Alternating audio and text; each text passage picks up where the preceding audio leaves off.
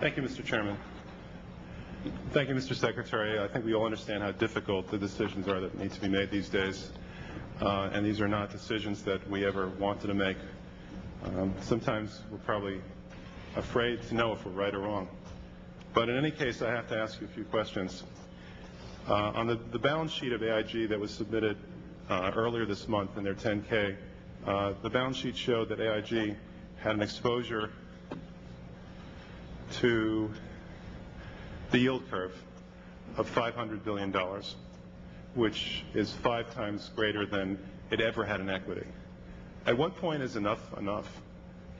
Why didn't anybody stop AIG from accumulating that kind of risk and then turning it over to the taxpayers? Well, that's the great question. I mean, under the laws of the land, AIG was allowed to build up through a variety of complex structures huge amounts of risk relative to the capital they were put up in, and there was really no accountable, competent authority overseeing that broad process.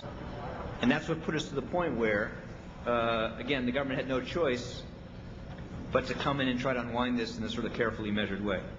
Well, if you look at the last 10Q that Fannie Mae filed, the last 10Q shows that Fannie Mae accumulated just in the last 6 months before that 10Q, from the beginning of last year to the middle of last year, over $250 billion in exposure to derivatives.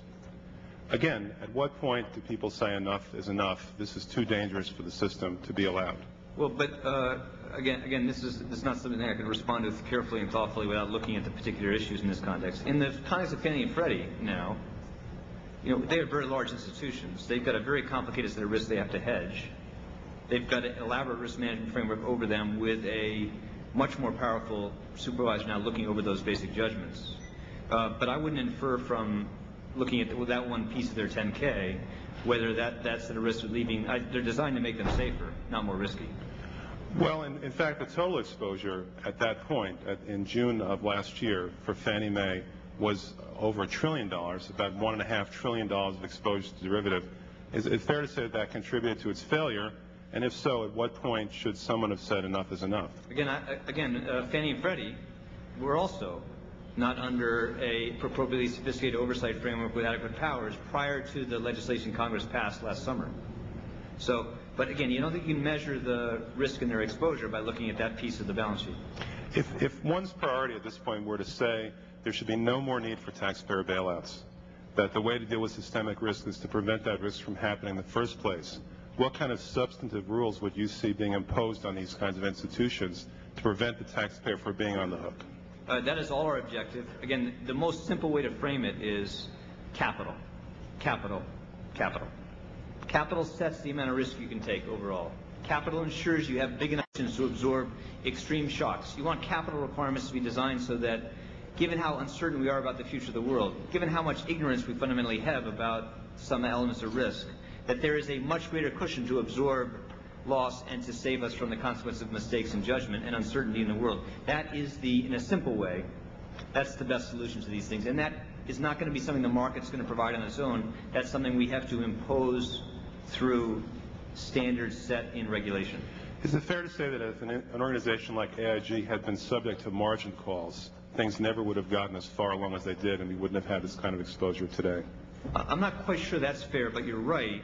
You want to make sure that the margin regime, too, margins like capital, just to use a simple thing, you want to make sure that institutions like AIG hold much more capital against the risks they're underwriting and are exposed to. And you want to have, in derivatives in particular, you want to have a margin regime that is also much more conservative. Give us some idea of the substantive rules that you see being put in place for, let's say, hedge funds, if hedge funds reach the size of posing systemic risk.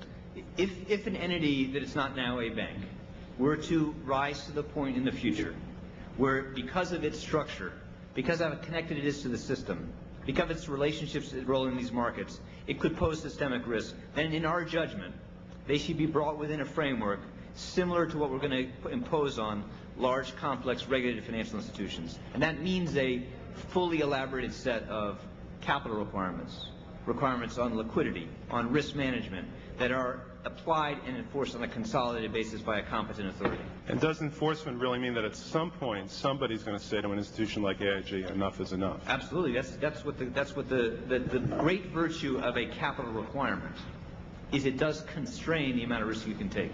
And the great virtue of the elaborate structure we have in place for banks in fiducia is it forces intervention if they get to the point where capital lives. Thank you, Mr. Secretary and Mr. Chairman. The gentleman from California, Mr. Royce.